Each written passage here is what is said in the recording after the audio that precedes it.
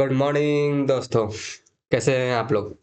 उम्मीद है आप सभी बहुत बढ़िया होंगे, बहुत अच्छे से पढ़ाई कर रहे होंगे और पहले लेक्चर से आप लोग ये समझे होंगे कि राष्ट्रवाद क्या होता है।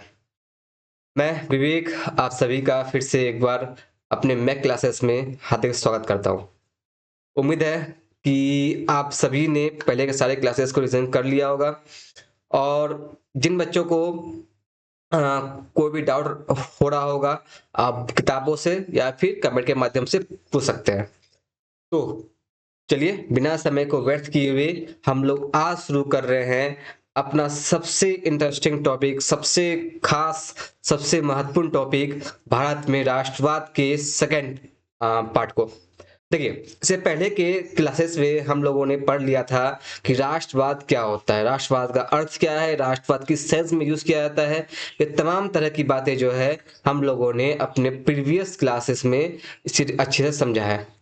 आज जो हम लोग पढ़ने वाले हैं, जो हम लोग सीखने वाले, जो हम समझने वाले हैं, वो है वैसी घटना, वैसी क्रांति, वैसी एक लहर, वैसी एक चेंजिंग चेन जिसने भारत को एक ऐसा मोड़ पे लाके खड़ा कर दिया जिसके बाद भारत ने कहा अब और नहीं, अब बस।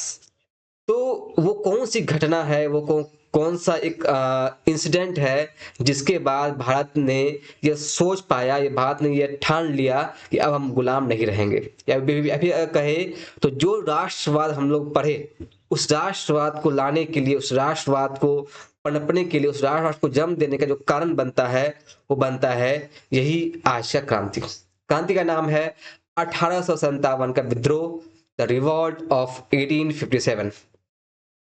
देखिए, हम लोग बहुत सारी इतिहास पढ़े हैं, हम इससे पहले के हिस्ट्री में भी, और हम लोग जानते भी हैं।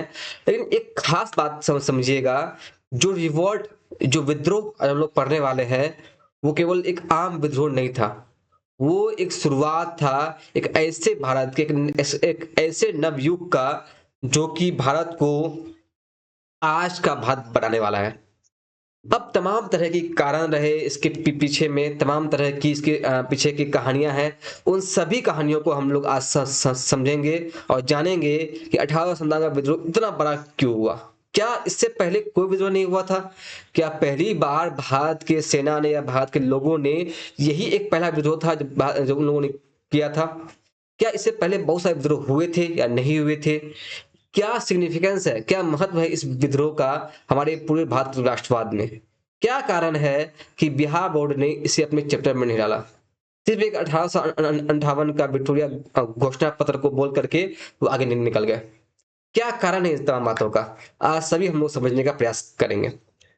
चलिए बिना समय को व्यर्थ किए हुए हम लोग शुरू करते हैं अपना सबसे महत्वपूर्ण टॉपिक, भारत में राष्ट्रवाद का पार्ट टू, 1857 का विद्रोह। सबसे पहले समझते हैं कि वो क्या रहा था उस समय का सिचुएशन, स्थिति क्या रहा था कि एक ऐसे देश जिसमें लगभग बात करें कि 1764 के बाद 1857, इतना बड़ा लंबा गैप के बाद पहली बार इतने बड़ी स्केल पे लोग आए थे। याद रखिएगा, जब भी किसी घटना के साथ हम लोग विद्रोह यूज करते हैं, विद्रोह का उपयोग करते हैं, तो वो ऐसा नहीं होता है कि वो एक दिन में आ जाए। विद्रोह आने में समय लगता है। जब विद्रोह आता है तो विद्रोह के पीछे बहुत लंबा एक कहानी, बहुत कुछ उसके अंदर रहता है। तो क्या है कि ये कारण क्या था, पहले हम लोग उसको समझेंगे। तो देखिए, हम लोग जानते हैं कि ऐसा नहीं है कि 1857 का विद्रोह पहला विद्रोह था। उससे पहले अनेक विद्रोह भारत में हुए थे। खुद सेना में विद्रोह हो चुके थे। तमाम तरह के विद्रोह थे, चाहे वो आपका 1770 का विद्रोह हो, तमाम तरह के विद्रोह हम लोग देखेंगे अभी लाइन बाय लाइन। पहले समझिए कि इस विद्रोह के पीछे का एक कारण केवल सेना में नहीं था। ये विद्रोह केवल, भले ही इतिहास ने इसे केवल सेना तक सीमित रख दिया हो, लेकिन इस विद्रोह का जो मेन कारण, जो मेन काउज देखेंगे अगर आप, तो वो काउज जो है वो बहुत अंदर तक फैला हुआ था। सबसे पहले समझिए, हम अगर बात करें किसान का, अगर हम 1857 के विद्रोह के किसान को सेंस में बात करते हैं, तो आप ध्यान से देखिए। ये कुछ हीरो, पहले उससे पहले ये देखिए कुछ हीरो का फोटो देख लीजिए 1857 का। ये है हमारे मंगल पांडे जी, ये है हमारे दिल्ली के रहने वाले, दिल्ली के महाराज अब बहादुर शाह जफर जी, ये हमारे बिहार के शान बाबू वीर कुंवर सिंह जी, ये हमारे लखनऊ से लड़ने वाली बेगम हजरत महल जी, ये है हमारे नाना साहब जी, और इनके साथ दो व्यक्ति आप देख रहे हैं, इनके साथी रहे थे तात्या टोपे और अहमदुल्ला। उसके बाद अगर ये रही हमारी शेरनी अगर कही जाने वाली अगर महिलाओं के बीच में है, वो झांसी की रानी लक्ष्मीबाई, और उनके साथी रहे थे फिर से एक बार तात्या टोपे। अब हम लोग बात करते हैं कारण के। ध्यान से देख सकते हैं आप कि हम लोग पहले समझते हैं कारण क्या है, तब हम लोग देखेंगे इसके कुछ कुछ पॉइंट्स को। देखिए, 1857 के विद्रोह में हम लोग पहले बात करते हैं कारण की, किसानों की स्थिति। क्योंकि जब हम 1857 का विद्रोह पढ़ेंगे, आप देख पाएंगे उसमें कि इसमें किसानों ने भी अच्छी खासी अपनी भागीदारी निभा रहे थे। किसान भी इसमें वैसे एक अच्छे भागीदार के रूप में आए थे, जिन्होंने इस विद्रोह को बहुत बड़ा स्केल में फैलाया। तो समझते हैं पहले किसानों को क्या कारण था। देखिए, हुआ क्या क्या था कि जब से 17 से 1800 आप देख भी सकते हैं, 1770 से लेकर के 1857 तक देश में 12 अकाल आए थे। आप सोच सकते हैं, एक देश में जिस देश को सोने की चिड़िया कहा जाता था, उस देश में इतने कम टाइम पीरियड के लिए, इतने कम टाइम पीरियड में 12 बार अकाल आया है। इसका कारण क्या रहा होगा? कुछ तो कारण रहा होगा कि एक इतने से छोटे पीरियड में इतना सारा अकल आता है, तो समझिए कारण। हुआ हो क्या रहा था उस समय कि जमींदार लोग हुआ करते थे, और जमींदार लोग जो पहले बात, अगर हम बात करें अंग्रेज से पहले का भी, तो ऐसा नहीं है कि अंग्रेज से पहले जमींदार नहीं हुआ करते थे। अंग्रेज से पहले भी जमींदार थे, लेकिन वो जमींदार कुछ हद तक अगर देखें तो एक जिम्मेदार जमींदार थे। यानी कि वो जानते थे कि अगर देश में अकाल आया हुआ है या फिर किसानों का उत्पादन उतना अच्छा नहीं हुआ है, तो वो रहम खाकर भी उन लगानों को छोड़ते थे। लेकिन जब अंग्रेज आए, अंग्रेजों ने उन पुराने जमींदारों को हटा करके, जो जमींदार के प्रति किसानों का, जो उस गांव के लोगों का एक भाव था, एक प्रेम था कि ये जमींदार है भले ही, लेकिन कभी कभी ये हमें सहायता भी प्रदान करता है, उन जमींदारों की जगह पे अंग्रेजों ने बैठाया अपने, क्या उन्हें सब यूज के उनके लिए अपने चमचे जमींदार को बैठाया, जो उनके चमचे के तौर पर काम कर रहे थे। उनका उद्देश्य कोई याद है नहीं है, वो ना उस गांव से हैं ना उस मोहल्ले से हैं, कहीं से उठा के बढ़ा दिया, कहीं कहीं शायद वो अंग्रेज भी होंगे, अब वो नए जमींदार हैं। अब उन्हें बनाया बैठाया अंग्रेज ने, उनका सिंपल सा उनको आदेश दिया गया, सुन भाई, तुमको जितना से जितना हो सके इन किसानों से, किसानों से जितना हो सके उतना अधिक लगान वसूलना है। बस सरकार, अगर ये बेचारे कहीं अगर अकाल में आ जाए या फिर अनाज उत्पादन ना हो, तो हमें तो मतलब नहीं भाई, हमें अनाज चाहिए तो चाहिए भाई, तू जहां से ला के दे, हमें अनाज ला के दे, बस खत्म कहानी। ये भूखे मरे, प्यासे मरे, भुखमरी से मर जाए, हमें कोई मतलब नहीं है। हमें खेत में जितना अनाज है, उसका अनाज हो चाहे ना हो, हमें हर साल हर महीने लगान चाहिए। अगर लगान नहीं मिला तो चलिए खत्म। आप खुद सोचिए कि जो जमींदार पहले हुआ करते थे, अब वो बेजमींदार रहे नहीं, और नए नए जमींदार आए हैं जो कभी जमीन देखे नहीं है, नया नया धन दौलत मिला है, नया नया पावर मिला है, पूरा टूट पड़े हैं किसानों पर कि इन्हें कच्चा चचवा जाओ, इन्हें मार दो फाड़ दो, तो इसे हमें लगान वसूलना है। लगान वसूलना शुरू करते हैं वो लोग, और बेरहमी से लगान वसूलना शुरू करते हैं। जो किसान कभी शायद सूखे के कारण, बाढ़ के कारण, किसी भी कारण से अगर लगान नहीं चुका पाया, उनका जमीन छीन जा रहा था, और जमीन छीनने के बाद क्या, वो किसान रहे नहीं, और उस जमीन पे खेती करो और जबरदस्ती करो, इन्हें कहा गया बेगारी, या बंधुआ मजदूर के तौर पे खेती करो। अब खुद सोचिए, एक किसान अपने जमीन पे जितना उत्पादन जितना मेहनत करेगा, क्या उतना ही मेहनत वो किसी और की जो जगह वो जानता है जमीन मेरा था, से मुझसे छीन लिया गया है, क्या उस जमीन पे उतना मेहनत करेगा? तो बिल्कुल भी नहीं करेगा।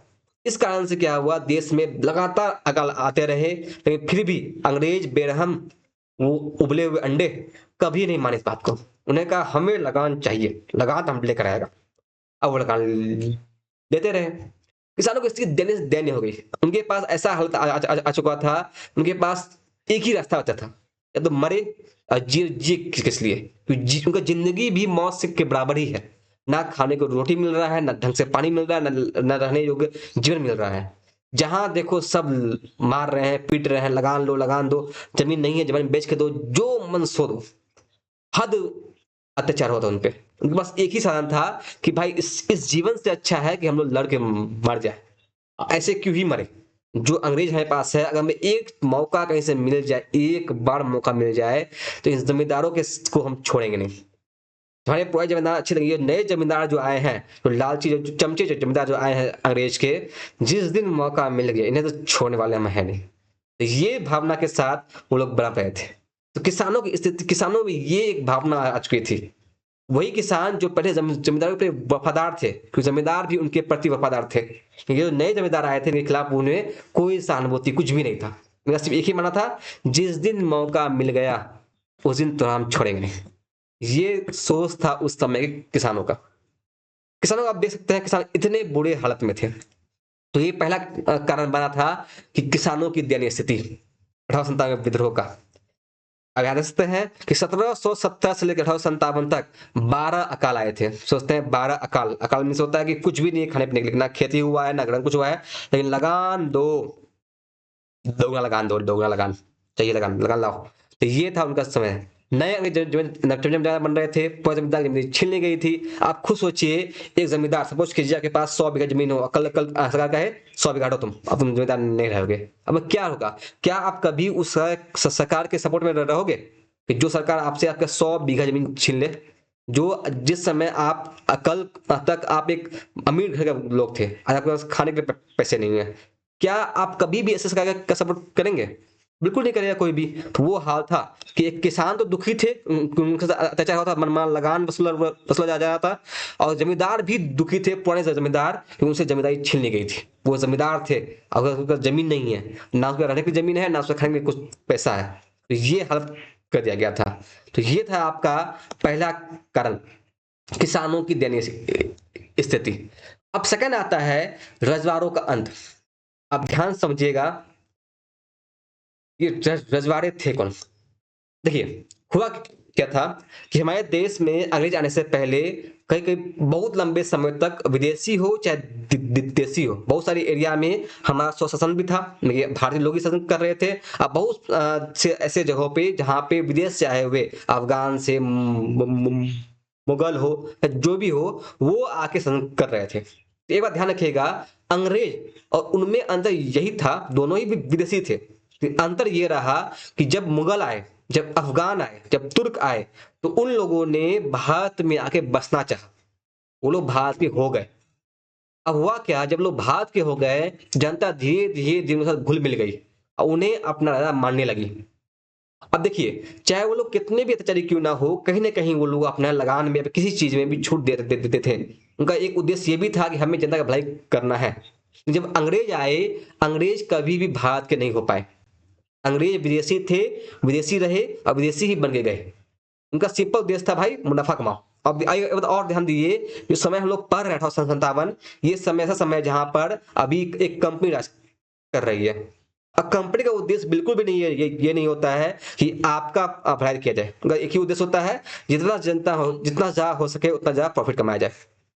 तो सेकंड चीज ये हुआ था कि जितने रजवाड़े थे, इन्होंने क्या किया, अंग्रेज आके युद्ध के द्वारा या फिर फूट डालों के द्वारा किसी भी तरीके से इन लोगों ने रजवाड़ों का अंत शुरू किया। उन राजाओं से उनकी राजसत्ता छीन ली गई जहां उन्हें प्रॉफिट दिख रहा था, और जहां इन्हें प्रॉफिट नहीं दिख रहा था, उन राजाओं से कहा कि देखिए, अगर आप चाहते हैं कि आप राजा बने रहें, आप में इतना अगर चाहते हैं कि बस जीवन चलते रहे राजा की तरह, तो चुपचाप मेरे गुलामी सही है, जो हम कहेंगे वो मानना पड़ेगा आपको। आप राजा हैं, भले अच्छी बात है, लेकिन आप मेरे अंडर राज करेंगे। तो कुछ राजा इस तरह से राज किए और कुछ कुछ का इन्होंने जमीन छीन लिया गया।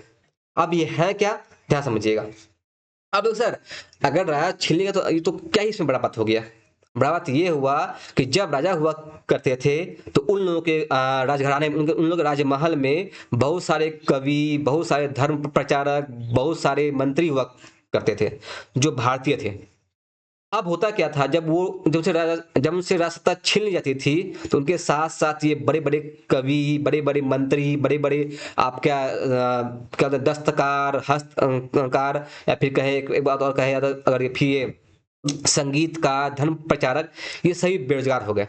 और बड़ी बड़ी संख्या में एक एक राजा के पास लाखों में ऐसे लोग हुआ करते थे। एक साथ इन सभी के रातों रात रोजगार छीन लिया गया। आप खुद आइए, ये संगीतकार, ये हस्तकार या फिर ये मंत्री, ये क्या करेंगे? ये तो जानते थे कि रास्ता का चलता है, लेकिन ये आज बेरोजगार है। ये चाहे एक मौका मिल जाए बस, इन उबले हुए अंडों को अगर मैंने सबक नहीं सिखाया तो मेरा नाम बेकार। ये गुस्सा सब में था। राजा का राज तो गया ही, वो तो गुस्सा में है ही, लेकिन उसके साथ साथ ये मंत्रीगण जितने हैं, जितने लोग राजमहल में काम करते थे, उन सभी का रोजगार गया। और जो लोग राजमहल में काम कर रहे हैं उनके पास वो पावर नहीं बच गया। तो ये साफ साफ दिख रहा है कि ये लोग भी गुस्से में तो थे। तो राज रजवाड़ों का अंत केवल राजा का अंत नहीं हो रहा था, उस राजमहल में काम कर रहे तमाम लोगों का भी रोजगार छिन रहा था। और साथ साथ उस राजा के साथ उस प्रजा का एक विश्वास था कि राजा मेरे लिए काम करता है, ये राजा मेरा राजा है, ये मेरे भारतीय का राजा है। जब अंग्रेज आ गए तो उन्होंने उनका वो भावना, वो सम्मान छिन गया उनसे कि मेरा राजा आज नहीं रहा। आज भी अगर आप बात कर, कितना भी आप विरोधी क्यों ना हो, मानते हैं आप नहीं मानते हैं प्रधानमंत्री को, लेकिन याद रखिए अगर कोई विदेशी, सपोज कीजिए कोई पाकिस्तान का कहे कि अगर प्रधानमंत्री ये है वो है, कुछ भी अनसन बात कहे, अब गुस्सा आएगा, क्योंकि वो भले ही आपने सपोर्ट ना करें, वो आपको आज भी वो आपका देश का प्रधानमंत्री है। कल को राहुल गांधी बन जाए प्रधानमंत्री, मान लीजिए कि वो बन जाएंगे तो बन जाएंगे, अच्छी बात है, नहीं बने तो कोई बात नहीं, बन गए मान लीजिए। अगर वो बन भी गए तो आप खुद सोचिए कि जो लोग उनको वोट नहीं भी डाले होंगे, उन लोगों के मन में भी अगर कोई राहुल गांधी के खिलाफ कोई दूसरा देश का लोग कुछ कहेगा तो बुरा लगे नहीं लगेगा? बिल्कुल लगेगा। ये बहुत ही मामूली सी बात है कि हमें उन्हें सपोर्ट क्या होना क्या हो, अगर वो हमारे देश के लोग हैं, हमारे देश के जनता से चुने गए लोग हैं तो सम्मान हम करते हैं। तो उसमें वही हाल था कि रजवाड़े भले ही राजशाही में जी रहे थे, वो लोकतंत्र वहां नहीं था, फिर भी राजा उन्हें, फिर जनता उन्हें अपना सम्मान देती थी उनमें अपना। तो ये खास बात था उनमें, लेकिन जब अंग्रेज आए उनसे राजप्रसाद छीन लिया गया, तो जनता में दुख हुआ ही हुआ, साथ साथ जो उनमें मंत्री था उनका पद भी गया, और साथ साथ राजा तो गए ही गए। तो ये कारण बता रहा है रजवाड़ों का अंत का। अब रजवाड़ों का अंत हुआ कैसे कैसे, उसे लोग समझते हैं ध्यान से। देखिए बात कि इससे पुरानी राज्य व्यवस्था का अंत हुआ, क्योंकि पुरानी राज्य व्यवस्था में लोगों का विश्वास था, ये बहुत बड़ा हुआ। कलाकार हो, धर्म उपदेशक हो, अधिकारी हो, सब बेरोजगार हो गए। अब देखिए, अब हम देखते हैं कि कैसे विलय हुआ 1856 में, कि विलय होता है अवध का। लाइन से वो देखेंगे कि कैसे कैसे जो है वो विलय होने शुरू करता है। देखिए, सबसे पहले लोग समझते हैं पूर्णा के बारे में। देखिए, तो समझते हैं, सबसे पहला बात समझेंगे हम लोग, वो है पूर्णा। मराठा साम्राज्य, जहां आप लोग आज महाराष्ट्र बोलते हैं, उस महाराष्ट्र में पूर्णा में जो मेन था उसका राजधानी हुआ करता था, और उसी वहीं से राज करते थे पेशवा। पेशवा मतलब होता है महाराष्ट्र का, मराठा साम्राज्य का सबसे बड़ा राजा, उन्हें पेशवा कहा जा रहा था। तो पेशवा जो था उस पूना राजधानी में बैठता था। अब हुआ क्या, जब अंग्रेज आए तो अंग्रेजों ने बाय चांस, छत्रपति शिवाजी महाराज नहीं रहे थे, और उनके बाद अंग्रेज ने राज किया, तो उनके जो सक्सेसर हुए संभाजी महाराज के बाद जितने सक्सेसर आए, वो उतने अधिक पावरफुल नहीं हो पाए। तो हुआ क्या, उनसे कहा गया कि देखिए भाई साहब, आप पावरफुल है नहीं, आपको हम ये सत्ता देंगे, आपके राजमहल में, पूना को कहा गया कि आपके राजमहल में अंग्रेज रहेंगे, और उनके द्वारा कही गई बातों को आप सुनेंगे, उनके द्वारा कही गई बातों के अनुसार ही आप राज करेंगे, इसके बदले आपको हम पेंशन देंगे। ठीक है, ये बात कहा गया था। बात ठीक है भाई, जो मान लेते हैं, आपको ऑप्शन है नहीं पास, हम युद्ध हार चुके हैं। तो पूना में क्या हुआ कि नाना साहेब नेक्स्ट सक्सेसर आए, और नाना साहब से कहा गया कि भाई साहब देखिए, बात ऐसा है कि हमने आपके पापा को, दादा को कहा था कि पेंशन देंगे, लेकिन अब हम पेंशन नहीं देंगे। नाना साहब ने कहा भाई क्यों नहीं दोगे, तुमने तो कहा था पेंशन दोगे हम लोग को, पर नहीं नहीं नहीं, मेरा मन बदल गया है, अब मन नहीं देने पेंशन। भाई साहब आप एक काम कीजिए, पेंशन नहीं मिलेगा आपको। ना साहब खिसिया गए कि भैया क्या बात है भाई, आप हमसे अपना मेरा राज सत्ता छीन लिए, आज आप बोल रहे हैं हम आपको पैसे नहीं देंगे, हम खाएंगे क्या, हम राजा है भाई, हम थोड़ा आके मजदूरी करे जाएंगे, आप बोल रहे हैं पैसे नहीं दे रहे हैं, क्या बात हुआ ये? पर नहीं नहीं भैया, आप देखिए जो करना है कर लीजिए, आपको पैसा नहीं मिलेगा। और एक बात और, आप एक काम कीजिए, आप पुणे में भी नहीं रहेंगे। बताइए क्या बात भाई, मेरा राजधानी, मेरा राजमहल यहाँ पर है, आप बोल रहे हो यहाँ नहीं रहेंगे, तो कहाँ कहाँ रहेंगे हम? आप रहिएगा कानपुर में। बस ये क्या है, किया गया समझिएगा। अगर नाना साहेब पूना में रहते तो वो एक विद्रोह खड़ा कर सकते थे, कि उनका वो राजमहल था, उनका वो शहर था, वहां की जनता उनको जानती थी कि ये भाई मराठा साम्राज्य के पेशवा है, एक वंशज है, इन्हें सब सम्मान से देखते थे।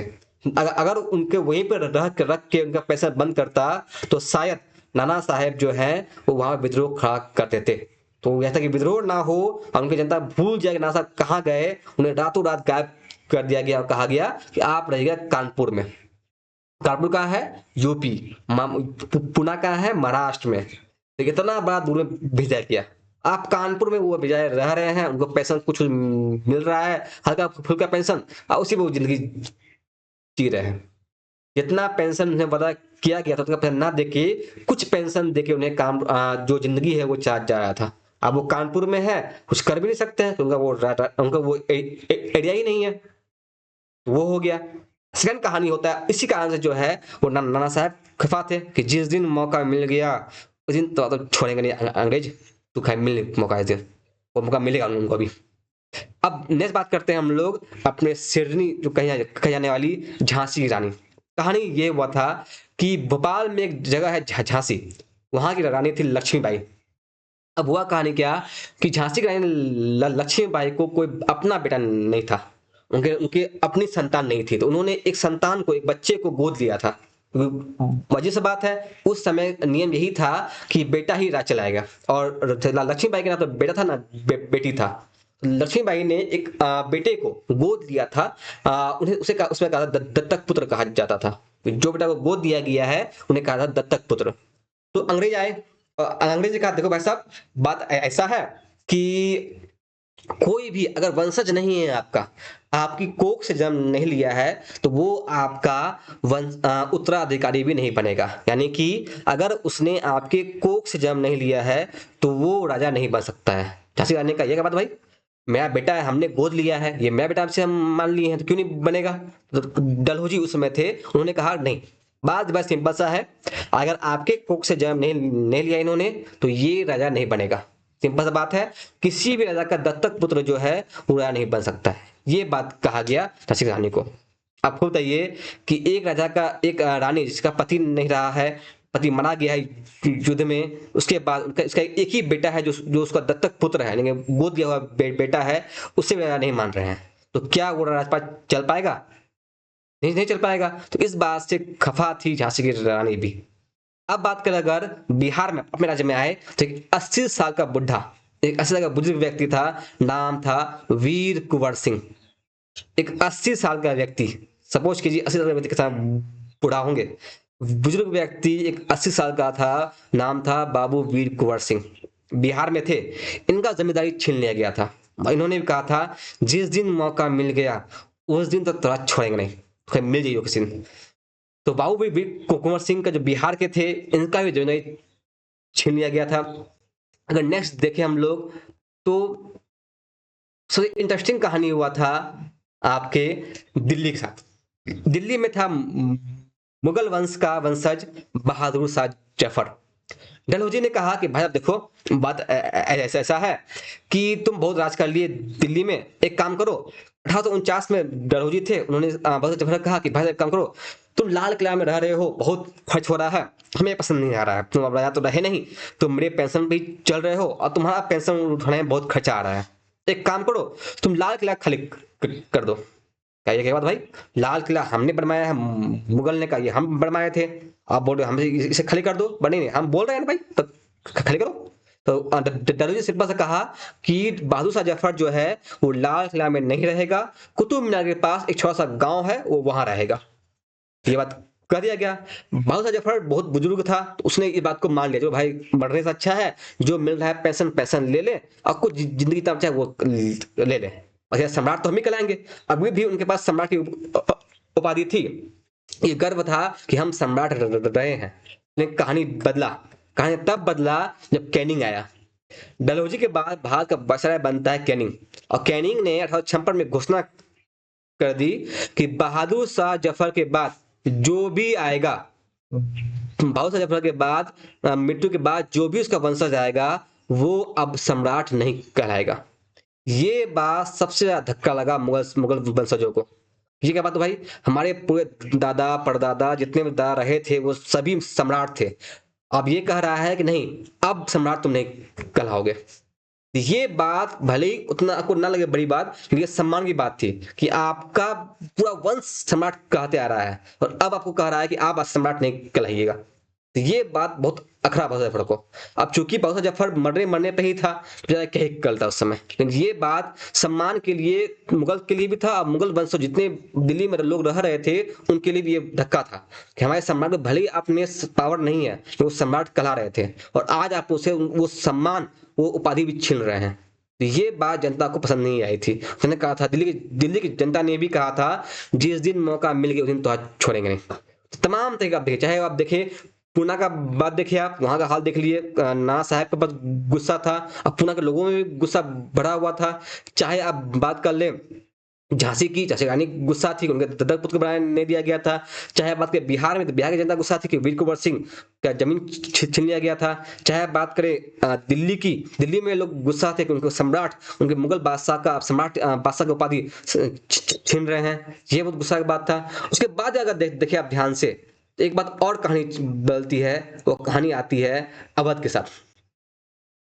अब अवध में क्या हो रहा था कि अवध की बेगम थी, नाम था बेगम हजरत महल, वो वहां की महारानी थी।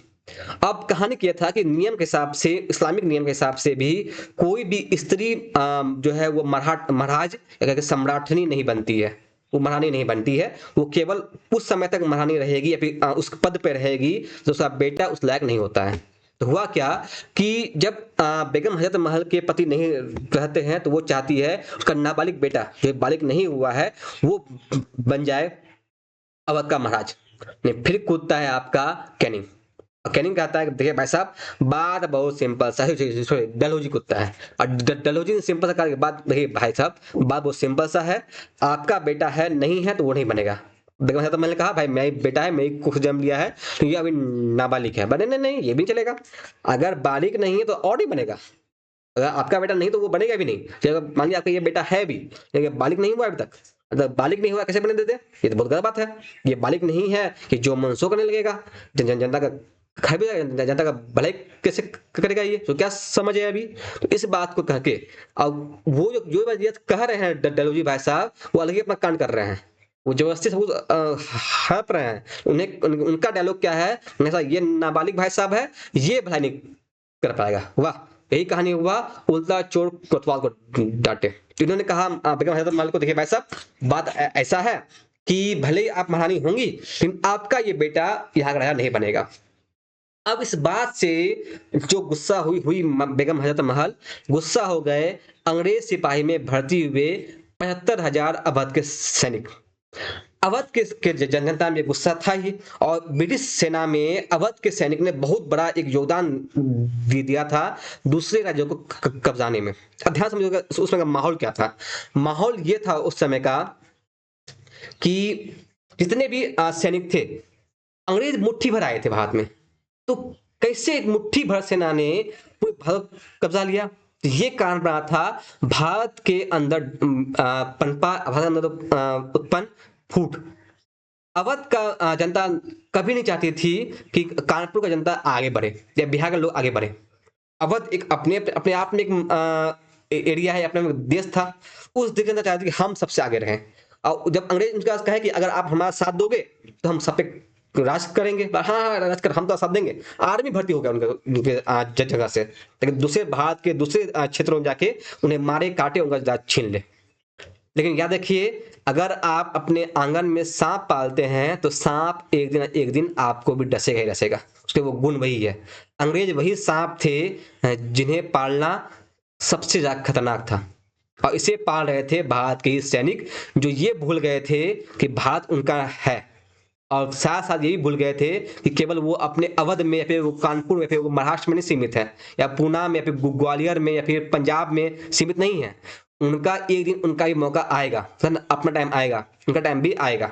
वही हाल हुआ कि अवध के सैनिकों ने बहुत साथ दिया अंग्रेज का, लेकिन जब उनके महाराज के साथ ऐसा हाल किया गया तब वो गुस्सा हो गए, और उन्होंने अवध के 75,000 सैनिक इस बात के लिए खफा थे कि आपने हमेशा ऐसा क्यों किया, ये हमारा घर है, अवध में हम पले हैं, जन्मे हैं, पले बड़े हैं, और आप आज ये बोल रहे हैं कि इनका महारानी है, कि ये जो महारानी है, ये जो बेगम है, ये हमारी शान रही है, और आज आप इनसे सतत छीन रहे हैं। तो अंग्रेज ने इनका बात एक नहीं माना और जैसा छीन लिया गया। ये गुस्सा सबसे बड़ा था उन सैनिकों में कि उनसे उनका महारानी का पद छीन लिया जा रहा है। तो ये गुस्सा भी उनमें खास था। तो याद रखिएगा कि सेना में गुस्सा इस बात पे भरा पड़ा था कि उनसे उनका छीन रहा है, चाहे सेना कहीं की भी हो, चाहे वो सेना रही हो पुणे की, तो पुणे में ये कांड हुआ था, तो उनसे वहां की सेना को गुस्सा होगी। हर स्टेट से कुछ सेना थी। जब भी अंग्रेज को, सपोज कीजिए अंग्रेज को हमला करना है ग्वालियर पे, तो हमला करेंगे अवध की सेना के साथ। ये अवसर उसका मतलब नहीं है, वो गए मारे पिटे आ गए। अब उन्हें हमला करना है अवध पे, वो हमला करेंगे ग्वालियर की सेना के साथ। ग्वालियर पे हमला किया था अवध की सेना ने, लेकिन जब सब पे हमला हो रहा है, सब सेना तो गुस्सा हो गई कि भाई ये क्या हुआ, कल तो हम इस पे अपना सान ये तो हमारा घर छीन लिया। और याद रखिए, जो सैनिक होते हैं, सैनिक के पिताजी, सैनिक के पेरेंट्स भी तो किसान होंगे। तो अगर किसान कोई नियम अवध में लग रहा है, तो गारंटी है वो नियम उनके पिता पे भी लग रहा होगा, लेकिन उनका घर भी उस भूखमरी से जूझ रहा होगा। तो याद रखिएगा कि सैनिकों में असंतोष केवल एक घटना एनफील्ड राइफल को लेकर नहीं था, इस बात के लिए भी था कि किसानों के, उनके परिवार में भी, उनके चाचा पापा भी किसान रहे होंगे, उनके साथ भी गलत व्यवहार हो रहा है। उनके महारानी को भी पद से हटाया जा रहा है, उनके महाराज का ही पैसा छीन लिया जा रहा है, उनके महाराज के, उनके उत्तराधिकारी, उनके महाराज के, उनके महारानी के दत्तक पुत्र को रास्ता नहीं दी जा रही है। तो सेना में असंतोष केवल एक बात को नहीं था, बहुत सारा असंतोष था, बहुत सारा बारूद था, ये सभी उनमें व्याप्त था। और बात आएगा, ध्यान से देखिए। तो रजवाड़ों में अवध आ गया। अब बात करें तो अब नेक्स्ट कारण है, वो है भ्रष्ट प्रशासनिक व्यवस्था। अब यहां दे सकते हैं एक कोट है विलियम एडवर्ड का। विलियम एडवर्ड उस समय के बहुत बड़े पत्रकार थे। उसने कोट किया था कि पुलिस कोड के समान है। कोड मतलब आपसे कोड का बीमारी होता है, आपसे पूरा घाव हो जाता है। तो कहा था इस देश में जो पुलिस है वो देश के लिए घाव है, जो घाव कभी नहीं छोड़ता, ये मौत के साथ ही छूटेगा। तो सोचिए, एक अंग्रेज पत्रकार कह रहा है इस बात को कि पुलिस कोड है। सोच सकते हैं आप उस समय कितना भ्रष्ट पुलिस व्यवस्था रही होगी, और इसी भ्रष्ट पुलिस व्यवस्था से जनता को कितना तंग किया गया होगा। एक जमींदार, जमींदार अपने आप को बहुत पावरफुल जमींदार समझता है, वो जमींदार अपने आप को कुछ भी कर सकता था इस पुलिस व्यवस्था के साथ। उसे आज कोई अगर किसान ने जरूरत की कि हम इसका विद्रोह करेंगे, उस किसान का जमीन छीन लिया जाएगा, और किसान ना करके मर जाए कि वो थाना में एक कंप्लेन नहीं लिखा पाएगा। क्यों लिखा पाएगा? कि पुलिस एक बेईमान भ्रष्ट उस समय थी, है तो आज भी, लेकिन उस समय महाभ्रष्ट थी। उससे भ्रष्ट पुलिस व्यवस्था का एक कंट्रोल, एक कह ले कठपुतली थी, जमींदारों की, अंग्रेज की कठपुतली मात्र थी। इसी बात पे एक बहुत बड़े अच्छे उस समय के राइटर ने कहा था, अहमद खान ने कहा था कि बड़े से बड़े जमींदार भी क्यों ना हो, अगर वो अंग्रेज के चमचे नहीं है, कि ये मेरा कोट नहीं है, ये अहमद खान का कोट है किताबों में, कि अगर कितने बड़े जमींदार क्यों ना हो आप, अगर आप अंग्रेज के चमचे नहीं है, उनके चप्पल नहीं चाटते हैं, तो आप कभी भी सम्मान के साथ सिर उठा करके खड़े नहीं हो पाएंगे पुलिस के सामने। ये स्टेटमेंट है अहमद खां का। आप इसे समझ सकते हैं कि विलियम एडवर्ड ने क्यों कहा है कि पुलिस कोड के समान है, एक बीमारी है पुलिस इस देश के लिए। और ये कोड पूरा सटीक प्रयास करता है कि उसमें पुलिस कितनी ज्यादा भ्रष्ट होगी कि अंग्रेज करने पर मजबूर हो गया है। तो ये हाल था उस समय का। तो आप समझ सकते हैं कि एक कारण नहीं रहा है 1857 क्रांति का, चाहे किसानों की स्थिति हो वो कारण रहा हो, चाहे आपका ये पुलिस भ्रष्ट हो वो कारण रहा हो, रजवाड़ों का अंतर हो, इस तमाम कारण है, और भी कारण है, आप समझिए ध्यान से। अब देखिए, अब आगे देखिए अगर आप, तो भ्रष्ट के बाद आता है आपका सबसे इंटरेस्टिंग कारण, धार्मिक कारण। अब हुआ क्या, ध्यान समझिएगा। अंग्रेज जब भारत आए थे, तो अंग्रेज भारत आने के साथ साथ एक चीज और लेके आए थे, ईसाई धर्म का प्रचार। उन्होंने एक नियम लाया, अगर नियम पढ़ सकते हैं, 1850 का कानून, एक कानून आता था 50 में, कहा जाता है कि जो लोग, जस्ट मिनट, एक कानून के तहत कहा गया कि जो लोग, 1850 में कानून आता है, उन्होंने कहा गया जो लोग भी ईसाई धर्म कबूल करेंगे, सुनिएगा, जो लोग भी ईसाई धर्म कबूल करेंगे उनको अपनी पैतृक संपत्ति पे अधिकार दे दिया जाएगा। यानी कि अगर आप ईसाई धर्म कबूल नहीं करते हैं तो जो संपत्ति आपके दादा ने आपके पापा को दिया था और पापा से आपको मिलना था वो आपको नहीं मिलेगा। ये तभी आपको मिल सकता है जब ईसाई धर्म आप कबूल कर लेंगे। तो ये नियम बनाया गया बाकायदा 1850 में। सोच सकते हैं क्या हाल रहा होगा। और यहाँ भी नहीं हुए, उस समय मानते हैं कि सती प्रथा जो रही थी वो गलत थी, विधवा पुनर्विवाह ना करने देना ये भी गलत था, विधवाओं को जबरदस्ती सती बनाना ये भी गलत था, महिलाओं को शिक्षा देना गलत था। लेकिन ये गलत जरूर था, लेकिन उस समय के समाज में ये बना हुआ था। ठीक है, तो उस वक्त समाज में चूंकि ये बना हुआ था तो सरकार ने क्या किया, कुछ भारतीय विद्वानों के बहकावे में आके अचानक से तुरंत बिना पब्लिक के सेंटीमेंट को समझे हुए सती प्रथा पे प्रतिबंध लगा दिया। ये कानून सही था, इसके पे मैं पुनः समर्थन करता हूँ। अंग्रेजों ने कुछ अच्छा किया ना किया हो, कुछ ऐसा तो क्या ही नहीं था, ये कानून बना के अच्छा काम किया, सती प्रथा का बंद किया कि कोई भी व्यक्ति किसी महिला को उनके पति की चिता में, अब सती होता क्यों था भाई साहब खुद समझिए। उस समय नियम क्या था, एक जमींदार है जो कि बुढ़ा है 60 साल का, वो बुढ़े के साथ एक लड़की है जो अभी इसका एज हुआ है 16 साल, शादी कर दिया गया। अब कुछ बुढ़े कितना एज रहा होगा, वो बुढ़ा मर गया जल्दी, वो मर गया बुढ़ा, लड़की क्या गलती है, जो ढंग से 20 साल की नहीं हुई है उसका क्या गलती रहा होगा। वो बुढ़ा मरा, उसके बुढ़े के चिता पे इस बेचारी लड़की को जा दे रहे हैं, ये शासक गलत था। लेकिन इस गलत का सही करने का अधिकार भारतीयों के पास था। आप एक गुलाम देश में उसके धर्म के मान्यता को, एक धर्म में था भी नहीं, ये समाज का अपना मान्यता था, सामाजिक मान्यता को आप तोड़ रहे हैं। समाज में इस बात पे गुस्सा था कि आप एक तो आप मेरा राज छीन लिए, धर्म उपनिषद को मार दिए, और जो हमारा जो बना हुआ है समाज में व्यवस्था उसे आप छीन भिन कर रहे हैं।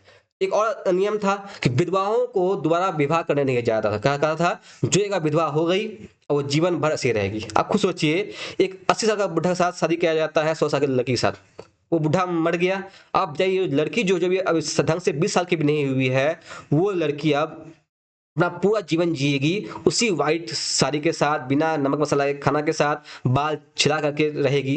क्या जीवन था उस लड़की का, क्या गलती था उस लड़की का। ये गलत था, बिल्कुल गलत था, ये 100% गलत था।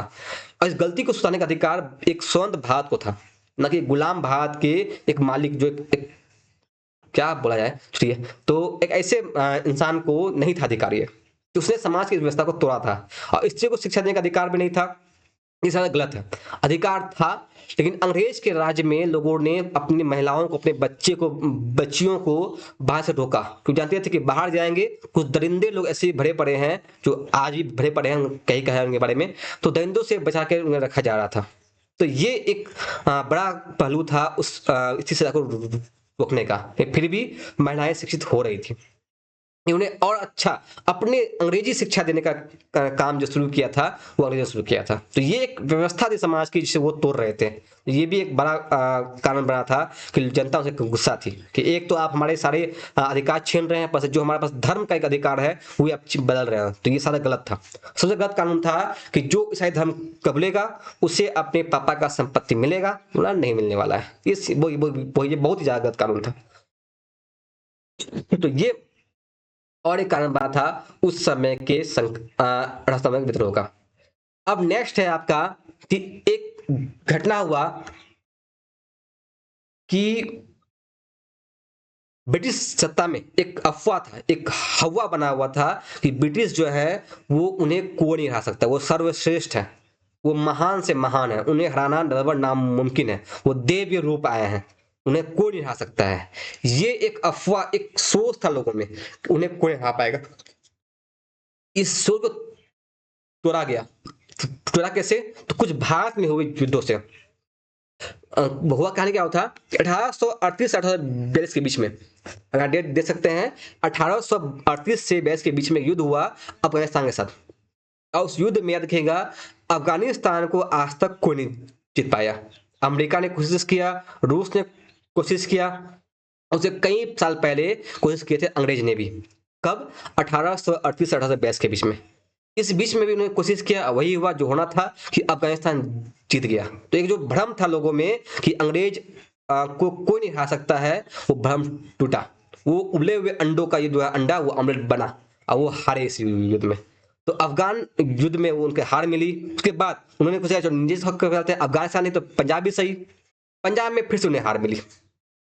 1845 से 1849 से चले युद्ध में अपने पंजाब में हार मिली और फाइनली उन्हें मानना पड़ा ठीक भाई पंजाब भी आप जो है वो अपने राजा के अंडर रहेगा केवल। लेकिन लेकिन शर्त ये था कि सिंधु ये झेलम नदी के सॉरी सतलज नदी के उस पार पंजाब रहेंगे, सतलज नदी पर उस पार पंजाब रहेंगे और उसके इस पार हम लोग रहेंगे और पंजाब के लोग जो हैं वो कानून मानेंगे ब्रिटिश का। भले आपका राजा रहेगा लेकिन कानून हमारे से चलेगा।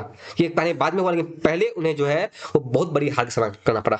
तो ये एक भ्रम भी यहाँ से होता। एक और युद्ध होता है 1854 से 56 के बीच में, नाम है क्रीमियाई युद्ध। क्रीमिया के युद्ध में भी उन्हें एक बहुत बड़ी हार मिली। उसके बाद एक बिहार का युद्ध हुआ भागलपुर के एरिया में, भागलपुर और बांका के एरिया में एक विद्रोह हुआ था, नाम था संथाल विद्रोह। समय था 1855 से 1856 के बीच में। इस बीच में भी एक विद्रोह होता है और उस विद्रोह में उसका नाम था संथाल विद्रोह। उस विद्रोह में भी अंग्रेज हारते हैं और एक अच्छे खासे समय के लिए भागलपुर बांका एक स्वतंत्र राज्य था। अंग्रेज यहाँ पे थे ही नहीं, एक बहुत कम समय के लिए सही लेकिन ये एक स्वतंत्र हुआ था। तो यहाँ भी हारे थे। एक संता जिनके पास ना आधुनिक हथियार था ना कुछ था, फिर भी उन्होंने एक अंग्रेज, एक वेल सेटल्ड अंग्रेज को हराया था। तो ये एक बड़ा अचीवमेंट था भारत के संथालों के लिए, उन्होंने अंग्रेज को हराया था। ये एक मोटिवेशन भी बना हमारे आने वाले विद्रोह के लिए, जब वो हार सकते तो हम भी हार सकते हैं। हमारे पास तो फिर भी आधुनिक हथियार भले ही ना हो, हथियार तो है तो सही। तो ये कारण बनता है कि हम क्यों इतना विद्रोह कर पाए। तो ये चार जो युद्ध देख रहे हैं, इस चार युद्ध ने और कई युद्धों ने अंग्रेज को दिखाया, कि लोगों को समझाया कि अंग्रेज कोई भगवान नहीं है, उन्हें हराया जा सकता है। तो ये कुछ घटनाएं थी जिनके पास से जो सर्वश्रेष्ठता का जो टाइटल था उनके ऊपर में वो हटता है। ये भी एक अच्छा कारण रहा था आपके अंग्रेजों के युद्ध का। अब लास्ट कारण जो है वो है सिपाहियों का असंतोष। हमने सब कुछ पढ़ लिया लेकिन जो मेन कारण बना विद्रोह का, वो जो कहते हैं ना कि पूरा बारूद का ढेर था, उस बारूद के ढेर में जो चिंगारी का काम किया वो उसका काम नहीं करेगा, सिपाही। क्या कारण रहे कि एक व्यक्ति जो सिपाही में उस आर्मी में खुद से भर्ती हुआ और कुछ समय बाद उसी ने उस अंग्रेज के खिलाफ युद्ध छेड़ दिया।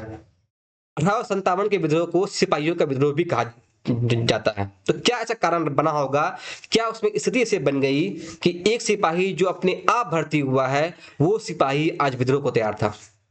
तो सिंपल सा बात आपको पहले हिंट किए थे कि सिपाही भी समाज से ही आते हैं। अगर मान सपोज कीजिए कि आज भागलपुर के कुछ सिपाही भर्ती हुए हैं, अब भागलपुर में अगर सभी किसानों के साथ अत्याचार किया जाएगा तो निश्चित है कि उस आर्मी के परिवार का भी कोई इस अत्याचार में शामिल होगा, उनके साथ भी अत्याचार हो रहा होगा। तो वही इसी तो उस समय भी था कि जो अवध के सैनिक हो चाहे पंजाब के सैनिक हो जो इस युद्ध में शामिल हो रहे थे, उनके साथ भी उनके परिवार के साथ भी सेम अत्याचार हो रहा था, जो अत्याचार बाकी साथ हो रहा था। तो उनके परिवार में वो दुख का माहौल उनके साथ भी था। वो वही जब घर जा रहे थे तो उन्हीं स्थिति को फेस कर रहे थे, उन्हीं उसी बेइज्जती को उसी असम्मान से जी रहे थे। वही जो जिन्हें उन्हें बचपन से जिन्हें अपना राजा माना, वो राजा आज राजा नहीं रहा, वो आज एक मामूली सा इंसान बनकर रह गया। बहादुर जफर जो कभी सम्राट कहता था भारत का, वो सम्राट आज एक कुतुब लाल किला से भी हटा करके कुतुब मीनार के एक छोटे से गांव में रख दिया गया। तो ये असम्मान जो है, जो अपमान है, ये अपमान केवल उस राजा का नहीं था, बस उस गांव का नहीं था, उन सेनाओं के साथ भी था। आप देख सकते हैं कि अवध में 75,000 सैनिक भर्ती हुए थे अवध से। जब बेगम हजरत महल के साथ ये व्यवहार किया गया, उनके उनके विरोध में, उनके समर्थन में आके तो उन 75,000 सैनिक ने अंग्रेजों को कहा था कि जिस दिन मौका मिल गया पटकेंगे, उठा के अंडो पक्का पटकेंगे। तो अब लेकिन उसके अंदर कुछ बातें थी, ये बातें तो थी ही, साथ में और क्या हुआ था कि सेना के अंदर जो है वो जातिगत असमानता थी। जो ब्राह्मण सेना जो सेना भर्ती उनको अलग ट्रीट किया जाता था, जो मान लीजिए ब्राह्मण नहीं है राजपूत उन्हें अलग ट्रीट किया गया, जो यादव है सिख है उनके अलग ट्रीटमेंट किया गया। सिंपल सा कहे कि हर जाति के साथ अलग अलग व्यवहार किया जा रहा था। तो सेना में ऐसा व्यवहार करना ये बहुत गलत बात है। आज भी इंडियन आर्मी में ऐसा कोई व्यवहार नहीं होता है। इंडियन आर्मी अगर आप एक बार ज्वाइन करते हैं तो आप भूल जाते हैं कि वो आप किस जाति किस धर्म के हैं। एक ही थाली में चाहे हिंदू हो, मुस्लिम हो, सिख हो, ईसाई हो, किसी भी जाति का हो, चमार हो, चाहे वो आपका सही मान चाहे हरिजन हो, चाहे वो आपका ब्राह्मण हो, कोई भी व्यक्ति हो, सभी व्यक्ति उसी थाल में खाएंगे, उसी उसी कैंप में रहेंगे, उसी टेंट में रहेंगे, एक साथ सोएंगे, एक साथ जागेंगे, सब कुछ करेंगे एक साथ। तो ये हमारे आर्मी में है। तो ये अच्छा चीज है कि आर्मी खुद एक जाति है, उनसे ऊपर कोई जाति है ही नहीं। तो आर्मी में ऐसा जातिगत असमानता करना ये ज्यादा गलत था। आप ध्यान से देखें, एक स्टेटमेंट भी उसमें आया था। स्टेटमेंट था उस समय के, एक कानून बनता है, कानून बनता है 1856 में। राज था कैनिंग का। कैनिंग ने एक कानून बनाया, कहा गया कि सभी नए सिपाही, जितने भी नए रिक्रूटमेंट होंगे, उन रिक्रूट को समुद्र पार जाके अपना सेवा देना पड़ेगा। और इसमें क्या बात हुआ सर? बात ये है कि हिंदू धर्म में, मेनली ये हिंदू धर्म में था कि समुद्र पार करना, दरिया पार करना शासन पाप माना जा रहा था। हिंदू धर्म ये मान्यता थी कि जो भी समुद्र पार करेगा, उन्हें जाति से बाहर कर दिया जाएगा, उन्हें धर्म से बाहर कर दिया जाएगा, वो एक पापी हो जाएंगे। अब खुद सोचिए कि सेनाओं में जो नए रिक्रूट थे, और ये नियम केवल केवल था इंडियन हिंदुओं के लिए। अगर वो चाहते, अगर उन्हें ये करना था, तो मुस्लिम में कोई नियम नहीं था, उन्हें बाहर भेज देते, सिख को भेज देते, लेकिन उन्होंने कहा नहीं नहीं नहीं, हिंदू ही जाएंगे। तो उनमें ये था, हिंदू क्यों नहीं करेंगे? उन्होंने इस धर्म को सम्मान नहीं दिया। उन्होंने कहा कि भाई सिंपल सा है कि जो भी हिंदू हैं वो जाएंगे और समुद्र पार अपना सेवा देंगे। ये कानून शासन जो है वो धर्म के विरुद्ध था, हिंदू धर्म के। और एक बार और हुआ, उन्होंने कहा कि देखिए, नियम उसने बना हुआ था कि सैनिक जो सिंध और पंजाब में रहेंगे, उन्हें विदेशी सेवा दिया जाएगा, क्योंकि सिंध और पंजाब उसमें विदेश थे, भारत में शामिल नहीं थे। भारत के थे लेकिन वो अलग राज्य में आ रहे थे। तो कहा गया था कि जो भी सेना उस सिंध और पंजाब के में रहेगा, सिंध पंजाब के बॉर्डर में रहेगा, उन्हें एक अलग से वेतन दिया जाएगा, उसे कहेगा विदेशी भत्ता। लेकिन बाद में उसे इंडियन ब्रिटिश गवर्नमेंट ने कहा नहीं, ये नहीं चलेगा। हम वो कंपनी था, उन्होंने कहा हमें नुकसान हो रहा है, इसीलिए हम सिंध और पंजाब के सेनाओं को जो है वो ये सेवा भत्ता नहीं देंगे, इन्हें हम बंद कर रहे हैं। इससे भी गुस्सा हो कि भाई ये क्या बात हुआ, आप हमें विदेश भेज रहे हैं सेवा के लिए, हमें वो पता नहीं दे रहे हैं, सदा गलत बात है। इसी बीच में एक आया विदेशी प्रेक्षक, एक इन्विटेड था, जिन्हें काम दिया गया था कि आप जाइए और देखिए कि इंडियन आर्मी में क्या चल रहा है, जो ब्रिटिश आर्मी यहाँ बनी हुई है इंडिया में, उनमें कैसा हालत है। उसने एक स्टेटमेंट दिया, यहाँ लिखा हुआ है ब्रिटिश प्रेक्षक का स्टेटमेंट एक, कि भारतीय सैनिक को सुअर कहा जा रहा था। भारत सैनिक को, जिस सेना के दम पे उन लोगों ने अपना पूरा राजपाट खड़ा किया था, उस सैनिक को वो लोग सुअर करके बुला रहे हैं। तो ये स्टेटमेंट भारत का नहीं है, ये स्टेटमेंट खुद विदेशी प्रेक्षक का है, विदेशी इन्वेटर का है, जो कि भारत में अंग्रेजों द्वारा भेजा गया था, ये बात जानने के लिए भारत स्थिति वहां क्या है, भारतीय सैनिकों के साथ कैसा व्यवहार किया जा रहा है। उसने स्टेटमेंट दिया है अपने किताब में कि भारतीय सैनिक को सुअर कहा जा रहा था। एक और थे टॉम्स हॉब्स नाम के, एक व्यक्ति हुए उस समय, उसने भी एक स्टेटमेंट दिया कि कुछ भी करके भारतीय सैनिक उच्च पदों पे नहीं जा सकते हैं। ये टी.आर. हॉब्स का या टॉम्स हॉब्स का स्टेटमेंट है। भारतीय सैनिक कुछ भी कर लें, कितना भी अच्छा काम कर लें, चाहे कितना भी अच्छा पद रहे, चाहे खुद टीपू सुल्तान क्यों ना जाए, उसे एक महान शासक, चाहे खुद छत्रपति शिवाजी महाराज क्यों ना जाए, अरे भर्ती हो जाए, आज के जो होते कभी नहीं, मान लिया ऐसा कैरेक्टर, ऐसा ब्रेव पर्सन भी क्यों ना जाए, फिर भी वह कभी भी एक नए नए बहाल हुए अंग्रेज सिपाही के बराबर नहीं आ सकते थे। पूरा जीवन भर अगर वो आर्मी की सेवा कर भी देगा, फिर भी वो अपने एक अच्छे पद को प्राप्त नहीं कर पाएगा। ये स्टेटमेंट किसी भारतीय का नहीं है, टी.आर. हॉब्स उस समय के ब्रिटिश पत्रकार थे, उनका स्टेटमेंट है, कुछ भी करके भारतीय सैनिक उच्च पदों को नहीं पा सकते हैं। अब दरमाहा कितना था? 60-70 रुपए प्रति माह। ये बहुत बहुत बहुत बहुत कम था। इतना कम सोचिए कि एक नया नया रिक्रूट जो भर्ती हुआ है, अंग्रेज अगर वो है, उसका शुरुआती दरमाहा भी इससे ज्यादा था। और ये मैक्सिमम दरमाहा है कि आप कितना पूरा जीवन सेवा कर देंगे, तब इतना दरमाहा 70 रुपए आप दरमाहा नहीं प्राप्त कर पाइएगा। आप खुद सोचिए, क्या वो सिपाही कभी भी वफादार हो पाएगा अपनी टीम का? आप खुद सोचिए, अगर ऐसी हालत है, ऐसी स्थिति बनी हुई है, तो क्या कभी भी एक सिपाही अपने आर्मी का, अपने देश, अपने उस सेना का कभी वफादार हो पाएगा? जिनको ढंग से रहने के लिए, ढंग से खाने के लिए, ढंग से वेतन भी नहीं दिया जा रहा है, और साथ ही साथ वेतन तो दिया ही जा रहा है, प्लस उनके साथ जो है एक सुअर कहा के पढ़ा जा रहा है। भारत सैनिक को कहा था सुअर, उनका रिक्रूटमेंट का नाम था, ये नाम दिया जा रहा है उन्हें, और उसके बाद ये उम्मीद कर रहे हैं कि वो वफादार रहेंगे। आप खुद आप समझ आ रहा है क्यों सिपाही में इतना असंतोष था कि वो लड़ रहे हैं, मर रहे हैं, सब कुछ करने को तैयार है, उन्हें एक सम्मान भी दिया जा रहा है। आज भी इंडियन आर्मी जो है वो, उनका वेतन कितना ही है, आप खुद सोचिए, 80 साढ़े 80,000 के वेतन में वो पर जान देकर तैयार रहते हैं। क्यों? क्योंकि जानते हैं वो सम्मान के लिए जी रहे हैं, उस देश के सम्मान के लिए जीते हैं। उनका वेतन, अगर उनके काम को देखा जाए, उनका वेतन कुछ भी नहीं है, कुछ भी वेतन उनको नहीं मिलता है, फिर भी उनका वेतन के लिए नहीं, वो अपने सम्मान के लिए लड़ते हैं। उनको जो सम्मान मिलता है वो उसके लिए वो लड़ रहे हैं, इस देश की इज्जत के लिए वो लड़ रहे हैं। आप खुद सोचिए, वो सैनिक जो अभी ब्रिटिश भारत में शामिल थे, ब्रिटिश भारत में है, वो किसे लड़ रहे होंगे? ना उनको सम्मान मिल रहा है, ना उनको वेतन मिल रहा है, ना उनका वो अभी देश है, वो एक गुलाम देश के मालिक के लिए लड़ रहे हैं।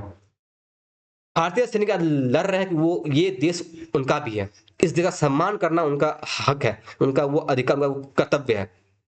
ठीक, उनका उनको सम्मान मिलता है इसलिए वो लड़ रहे हैं। आप खुद सोचिए कि उस समय 1857 में जो सेना रही होगी, ब्रिटिश सेना, ब्रिटिश भारतीय सेना, उस सेना के लोग क्यों लड़े आपके लिए? ना आप उन्हें वेतन दे रहे हैं, ना आप उन्हें सम्मान दे रहे हैं, और ना ही वो अपने देश के लिए लड़ रहे हैं। गारंटी उनका, उनमें विद्रोह का भरमार तो आना ही आना था। ये एक अच्छा ये कारण था आपके सभी कारण। अब बारी आता है इस पूरे बारूद में चिंगारी का काम, और चिंगारी का काम करेगा, सिपाहियों में आया एनफील्ड राइफल। आप समझते हैं, हम लोग लास्ट जो है उसको कहते हैं हम लोग तत्कालिक कारण, सिंपल सा कहे, इस जो आप पूरा कारण पढ़े, किसान पढ़े, जमींदार पढ़े, राजा पढ़े, आपका जो है उसके बाद फिर आपने पढ़ा कि कैसे धर्म में किया जा रहा है परिवर्तन, ये तमाम बातें जो है, सिपाहियों में असंतोष, ये सभी बातें जो पढ़ा आपने, ये सभी चीजें केवल एक बारूद था। आप सभी के मन में बारूद भरा हुआ है, चाहे पूना का नाना साहेब हो, चाहे झांसी की रानी हो, बिहार का वीर कुंवर सिंह जी हो, अवध की बेगम हजरत महल जी हो, जितने भी लोग आप देख पा रहे हैं, इन सभी में बारूद भर चुका है। अब बारी है केवल एक चांस, एक चिंगारी की, और वो चिंगारी आएगा एनफील्ड राइफल। कहानी ध्यान समझिएगा। कहानी ये हुआ कि सिपाहियों का असंतोष पहले से ही था, और उसी में क्या हुआ कि बैरकपुर छावनी के थे आपके मंगल पांडे जी। तो इससे पहले हम लोग कि वो कारण पढ़े थे। हाँ, ठीक है, इससे पहले हम लोग समझते हैं कि क्या इतने सारे कारण तो हुए सही, लेकिन क्या इससे पहले कहीं विद्रोह नहीं हुआ था? जो विद्रोह पहले भी हुआ था, विद्रोह था पहले आपका, आपने पूरा कारण पढ़ चुका है, लेकिन हम एक थोड़ा अगर बैकग्राउंड में ले जा रहे हैं कि इतना सारा कारण तो आज आप पढ़े, लेकिन क्या इससे पहले कभी सिपाही ने विद्रोह किया नहीं किया? सिपाही ने विद्रोह जरूर किया था, और वो टाइम था 1764, बंगाल का सिपाही विद्रोह में हुआ क्या था, 30 सिपाहियों को तोप से उड़ा दिया गया था। कहानी ये हुआ था कि बंगाल के सिपाहियों ने मांग की थी उनके साथ सम्मान के साथ व्यवहार किया जाए। वो लड़ रहे हैं, ठीक है, उनको वेतन मिल रहा है, वो ठीक है, लेकिन वो सम्मान के लिए लड़ रहे हैं, उनको सम्मान दिया जाए। लेकिन अंग्रेज ने उन्हें ये देने से मना कर दिया। तब उन लोगों ने पहली बार जो है विद्रोह किया। कब किया? 1764 में। इस विद्रोह में हुआ क्या, अंग्रेज इतने गुस्सा, इतने क्रूर दमन किया कि 30 सिपाहियों को, 13 सोल्जर्स, 30 सोल्जर्स को उन्होंने तोप के मुंह के सामने बांध करके उन्हें तोप से उड़ा दिया। आप खुद सोच सकते हैं, 30 सिपाहियों को तोप से उड़ा देना कितना क्रूर दमन रहा होगा। उसके बाद फिर विद्रोह होता है 1806 में, वेल्लूर जो साउथ में है, उनके सिपाही ने विद्रोह किया। कारण बहुत सेम था, हमें सम्मान चाहिए, अगर सम्मान नहीं मिलेगा। इन सिपाहियों को भी वही हाल हुआ जो बंगाल के सिपाही के साथ हुआ था। विद्रोह फिर खड़ा होता है, इधर खड़ा हुआ वही जहां से आएगा आपका 1857 के विद्रोह का शुरुआत होगा, वो था बैरकपुर। डेट था 1824, जहां पे 47वीं रेजिमेंट, 87वीं रेजिमेंट में एक को कहा गया कि आप जाएंगे बर्मा। उन्होंने कहा नहीं, हम बर्मा नहीं जाएंगे, क्योंकि बर्मा जाने के लिए हमारे पास उतने पर्याप्त मात्रा में ना तो हथियार है और ना ही हमारे पास उतने पर्याप्त मात्रा में खाना है, तो हम बर्मा नहीं जाएंगे। इस बात को लेकर के भी विद्रोह शुरू हुआ कि बैरकपुर छावनी के 47वीं रेजिमेंट ने कहा कि हम नहीं जाएंगे बर्मा, और इस बात को लेकर के विद्रोह हुआ था। उसके बाद फिर हुआ अफगान में 13 सैनिकों ने विद्रोह किया। बताया कहानी पहले भी कि नियम ये था कि जो भी सैनिक विदेश में जाके सेवा देंगे उन्हें विदेश सेवा बता मिलेगा। 1822 में ये नियम फिर तोड़ा गया था अफगानिस्तान में, और कहा कि जो सैनिक अफगानिस्तान में तैनात हैं उन्हें ये सेवा पता नहीं मिलेगा। उन्होंने विद्रोह किया था, और एक और लास्ट विद्रोह हुआ था 24 में, जो था 47 बटालियन ने वेतन न मिलने पर विद्रोह किया था। अब देखें, चाहे वो आप देखें 1764 का विद्रोह, बंगाल का सिपाही विद्रोह, चाहे 1800 आपका 6 में आप देख पा रहे हैं बेलटपुर का विद्रोह, 1824 में देख रहे हैं बैरकपुर छावनी का विद्रोह, 1882 में देख रहे हैं अफगान विद्रोह, चाहे 1824 में 47 बटालियन विद्रोह। ये सही विद्रोह आप देख सकते हैं कि सिपाहियों ने ही किया था। लेकिन अंतर क्या है 1857 और इस विद्रोह में? अंतर यही है कि ये विद्रोह केवल आर्मी के बटालियन में था। बैरकपुर में 47वीं में 47वीं रेजिमेंट ने विद्रोह किया। ये विद्रोह उतने ही रेजिमेंट में सीमित था। इसमें कोई राजा, कोई जनता, कोई जमींदार, कोई नहीं आया। ठीक है, चाहे अफगान का विद्रोह अफगान में ही सीमित था, 7वीं बटालियन विद्रोह ये 7वीं बटालियन में ही था, बंगाल विद्रोह बंगाल में ही था। कुल मिला कहे 1857 से पहले जितने विद्रोह हुए उस सभी विद्रोह केवल उनके अंदर सेना में ही था। लेकिन समय बदला। कहानी ये होता है कि कहानी का समय बदलता है और कहानी आता है आपका आसंदा विद्रोह का। आपने कहानी पढ़ चुका है, हम थोड़ा बैकग्राउंड ले गए थे, अब पढ़ते हैं इसके आरंभ का कहानी। कहानी ये हुआ कि वो दिखाया था, आते हैं बैरकपुर छावनी में। हाँ देखिए, कहानी ये होता है कि अंग्रेज ने एक राइफल लेके आए, तो राइफल का नाम था एनफील्ड राइफल।